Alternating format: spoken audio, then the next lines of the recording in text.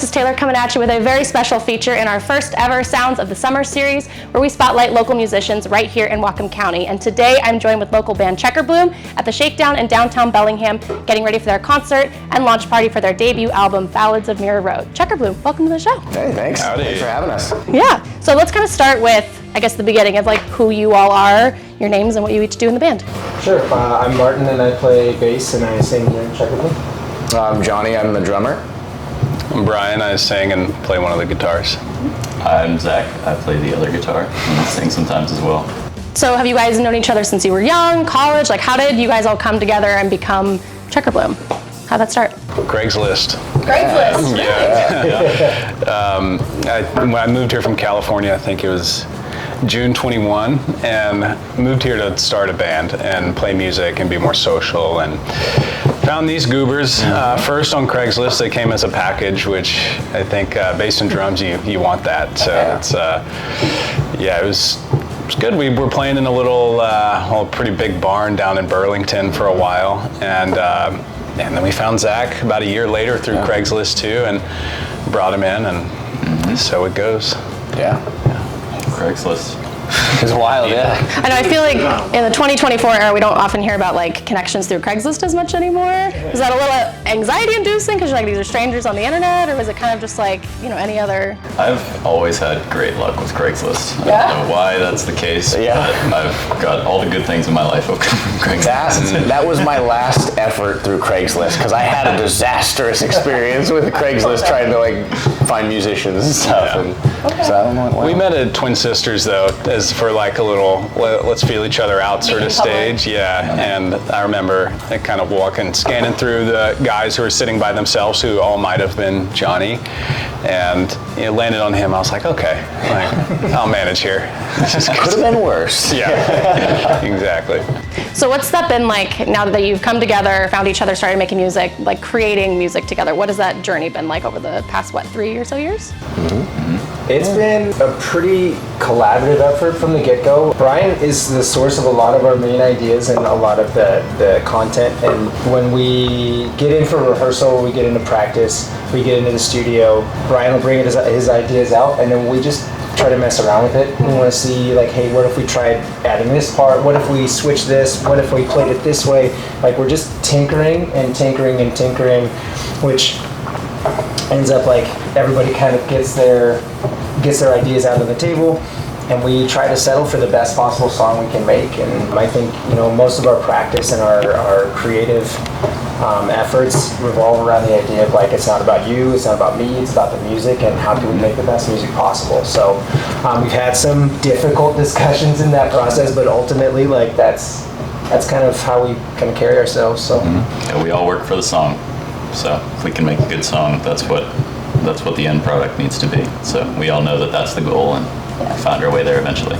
There was a little bit of like fun craftsman's journey, or like figuring out what we were going to be for a while. It's kind of like Martin was alluding to when I moved here and showed up. I had a fleet of songs basically that was like, what do you guys think of this? Like, we can play them if we want to, and we ended up doing that, and it's the EP that's out right now.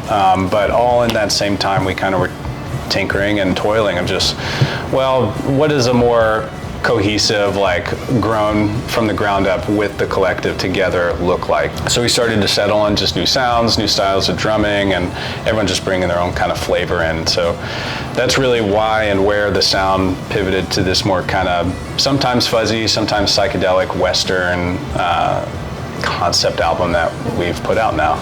Yeah, so on that topic, can you guys speak a little bit to, like, for those that are unfamiliar, the kind of music that you make and maybe some of your inspirations within that genre? Yeah, I'm so excited to have the record out because I want people to tell us what they hear. I do feel like it's cohesive yet eclectic, and we're denying the nicheified world of music where you have to have your little box, but there are cornerstone sounds and influences for sure. Classic rock is all over the record. Like, we'll pull from The Doors or Dire Straits, but it's definitely all foundationally in kind of an indie rock sound. Like, I love the Arctic Monkeys, but I won't shy away from country influences or like big band crooners, who might be singing in Las Vegas theaters and things like that. And these guys have all their influences, but when I'm working, that's I won't say no to anything. And I think when we're in the room, we'll reference anything, and we're not afraid of it. It could be country music, it could be modern rock, it could be all these weird niche subgenres that exist.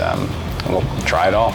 Yeah. Once we started kind of getting the list of songs together for the album that we just put out, I think we all kind of realized the sound that we needed to make for the record, and it was easy to pool our collective influences in the ones that made sense to put together for this record specifically. Yeah. Surf music, psychedelic rock, disco, even like symphony to a smaller degree. In the closer, there's a 6-7 piece orchestra playing on that we made, and it's eclectic, but I do feel like it's wrapped up nicely in just a Checker Bloom sound that I hope people will feel is communicated and understand. So on the note of Checker Bloom, can you explain to me, what is Checker Bloom? What does that mean? How did you create this name for this group? It was a working name I had in California. Checker Bloom is like a small pink flower that blooms just below tree line in the Eastern Sierra. So it's up at like 10,000 feet of elevation before tree line stops. And I don't know, I just thought it rolled off the tongue nice, and it evoked a cool imagery of just kind of this small pink flower thriving at basically the highest altitudes like in the country. And I don't know, ran with it, brought it to the guys, and was like, what do you think about this? Because I had like an Instagram page up where I was just like sharing demos and stuff, just being like, hey, this kind of exists, I guess. And before it became a thing. Yeah, and shared it with the guys, and I was like, we could pick something different if we want, but they're all just like, yep, sounds good. Everyone was happy about any arguments there. Yeah. Not really. We're a pretty easygoing bunch. Yeah, there's things to deliberate on, and there's other things to just pick and make a fast decision and move to the next thing, keep it rolling, but. So let's talk Bellingham a little bit, shifting gears. Obviously, you said you were prior in California, but for the rest of you, have you guys always been in Whatcom County? Are you newer to the area, transplants? Like, what's been your journey getting to this part of our Northwest? Well, I was born and raised here in Washington State, so I've lived on the west side most of the time, further south, like Marysville, and then eventually Mount Vernon for a while. And then I spent about 10 years in Eastern Washington, and then recently came back this way. But Washington's always been home to me, and I'm really fond of this place, and it's the best place to live. Don't tell anybody.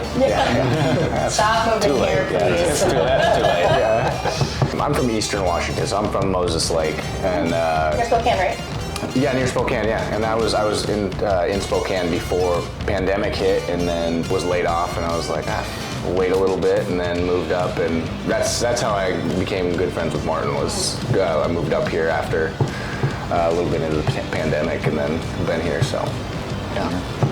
I moved here, I think, the same day or like 3 days after Bryan did. Oh, wow. Yeah. Very close. Yeah, I'm from the East Coast in Pittsburgh, Pennsylvania. Okay. So, yeah, needed to find a new spot, and this is the place. I love it out here. So, yeah. As much as I love California, I have to rep where I'm from, and that's North Carolina. Okay. Kind of bopped around a little bit for grad school, first job after grad school in California. And pandemic, wildfire season in the Eastern Sierra where I was, and I was just like, this town of 10,000 folks is great, but I need a little bit more social activity, and So he came up here and gummed up Whatcom County with his Californian self. Yeah. Yeah. There's nobody that moves here from California, like, at all. That's not a thing. Do you feel like you guys have music influences from the different parts of the U.S. that you're from? Like you guys mentioned, you're kind of from like the East Coast, like the South, and then obviously we've got West Coast influences. Like, do you feel that plays into it at all, or just kind of? It's a good question. So. I think I feel like the music that I've always liked comes from the West Coast, and that's probably why I ended up here. But I don't know. Pittsburgh's like kind of a jazz scene, which is unrelated, and I kind of always felt out of place. So I feel much better here playing this music. Yeah.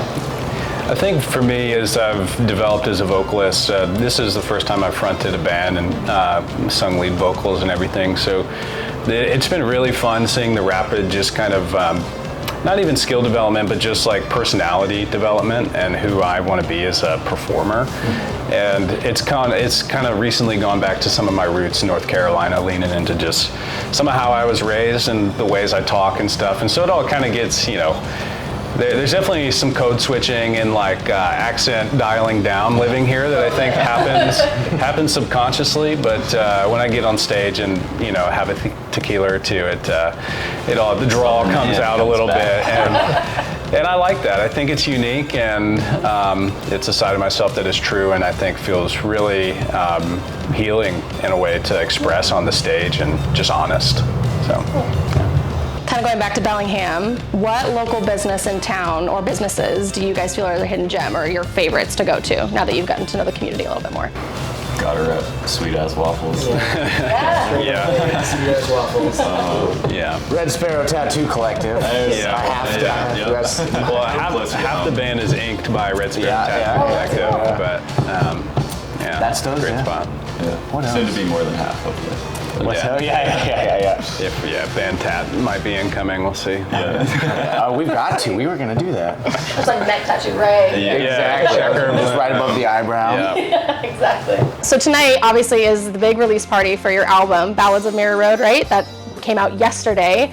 I mean, what's been the first 24 hours? What's that been like with this new record? Obviously, it's a little bit different from, you guys mentioned like the EP with records like Watermark Rings and Soulshine, but this one, what has that been like in comparison? I feel like I haven't noticed it quite yet. Because we went and played in Canada last night, and I feel like we were, doing that, and so it didn't almost didn't hit. Like I feel like today it's gonna like hit, in my mind. I think for me, it's like we've been working towards this since forever, right? Like we started this process late September, even just like kind of mapping out how we're gonna do this and spending lots of extra time, lots of extra hours, like late nights, kind of gutting this thing out. It's nice that it's finally here. Yeah. And whatever response it receives, quite frankly, I could care less, because it's like, hey, we did the thing, we did the work, and like, I'm just stoked that it's out, and I'm stoked with how it sounds, and Proud of it. just Yeah. happy that it's like here finally. Yeah, we've been sitting on it a long time, so it feels good to share it. Yeah. I think kind of like we were talking about the eclecticness, I think something that's been really rewarding to hear is just different favorite songs across the record from all our family and friends and things. But yeah, I just got off the phone with my brother, and he was just like, these two are my favorite, Hands and Bubble and One That Loves Me Best. So fun. Thanks, yeah. Cool. And we as artists kind of have our favorites, and it's often they're the same favorites, but you never know what's going to connect with the listener, and I just have found it really refreshing that everyone kind of seems to have a one or two favorite that's different than the next person. So that's been awesome to see. Yeah. I mean, what favorites do you guys have? I mean, obviously they're all kind of your favorites, right? Because you make songs and you love them. Obviously, you put a lot of work into them. But any that particularly stand out that you're like, I love playing this, even though it's only been 24 hours? It goes in waves. Yeah, it really I feel like I does. have a different favorite. Like every few shows, something else pops up. Like, oh, that went really well. That's so much fun. Yeah, One That Loves Me Best is still like a high favorite of mine. Wastelander's really solid. That's always fun to play. It's just rips, yeah. And then Forbidden Love's always really fun to play. All Things End's very fun because we like recording it. We wrote like you get a couple tries at it, so it's like you could do the part like a little bit more complex because you can like work on it, and then you've got like your best shot. And so now, you kind of write yourself, or you write these parts that put you in a hole, and then you get. So it's been very fun to just like challenge myself and Dig yourself out. Yeah, exactly. And I never know how it's gonna go. Every night I'm like, well, so it feels like it feels like a game or something. I'm like, okay, could go bad, could go great. Yeah, that happened with a couple of the songs. Like some of the songs we were playing last summer, so we were pretty familiar with how we wanted them to sound, but some of them came together in the studio, and translating that back to the stage was an interesting experience. Or like even putting them on the record, it just wasn't hitting the same way when we were trying to put it down. So we had to like adapt and like really mess with the feel, and then we have to relearn all that stuff too. Yeah. Right. I think a good example of that is Forbidden Love. It's the first single off the record, and that was one that came together in the studio. We were adding parts and things. And I was like, well, who's gonna play it? Who's gonna play that? How do you translate some of those like production elements into a live performance? We Do just, you or don't you? Yeah, we just try not to get carried away. We want it to be authentic rock and roll that is performable and sounds like the record, right? But there's always little layers you do to give it a little extra recorded pop. But we tracked something, and I was like, well, I think that's going to have to be my part, and singing and playing that's going to be really hard. But you figure it out. I think there's so many artists out there that they'll program or write things that they don't know how to play yet. Like they'll use a computer to write a guitar part. And they're like, well, I just have to learn how to play this now because it sounds awesome. Hope it works. And they figure it out, and that's a really fun way to get better. Okay. It's kind of cool. So we're at the Shakedown. Is there a particular reason why you guys chose the Shakedown for your launch party? Like is this a favorite spot of yours? Absolutely. Yeah? This is the first place I played with the band. Yeah. Oh, really? This was the first band? Yeah, I was gonna say, we had our first show here. Yeah. Really cool. Just the local watering hole. You know, we feel very comfortable here, and they've always been good to us. And you know, we love all the other venues in town, but just as far as kind of our fan base, we love being able to pack them in here and get a little extra sweaty. You know, we could play a bigger room and Very warm here. yeah. We could play a big room and fill it out just fine, but something about being really just tied in with people, I think, is fun as a performer and fun as a viewer too. Yeah. Absolutely. People aren't scared to pack the front here. They get right up front. Yeah. It's awesome. Yeah. It's cozy. Yeah. This is like right on top. Yep. It's so fun. The energy's great. Yeah. Well, and going off script of my questions a little bit, something I was just thinking about is like Bellingham has such a rich live music scene and has produced artists as large as Odessa and Death Cab for Cutie, all the way to like, you know, local acts like you guys, Acorn Project and Veronica North. What is it like being a part of Bellingham's, not just live music scene, but just music scene in general, and like, I mean, just interacting with fellow musicians?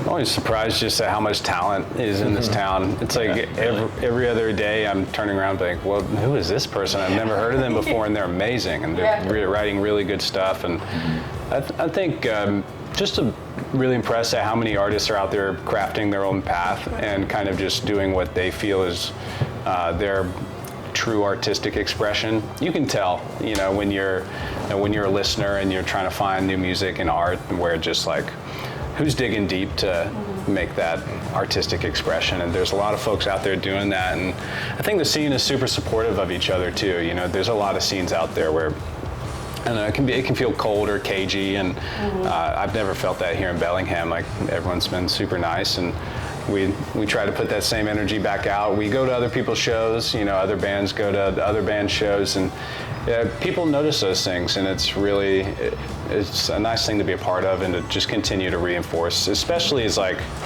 more bands come to town and everything, you know.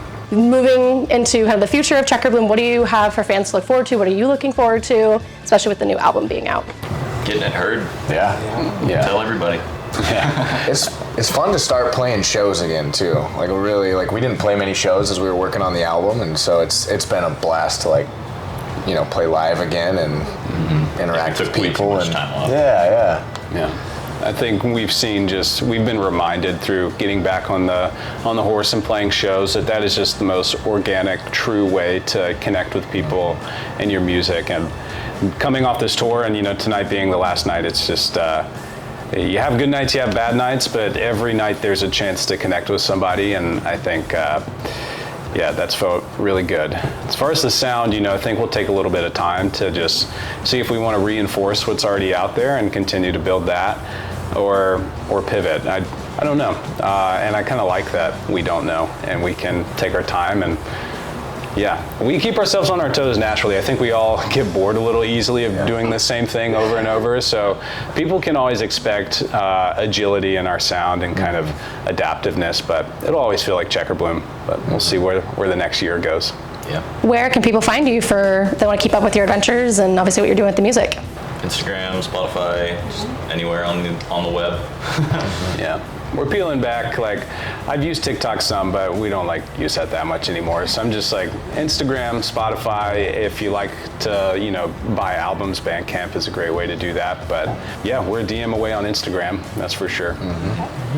Anything else you want to share with our audience before you guys head out? Hope you like the album.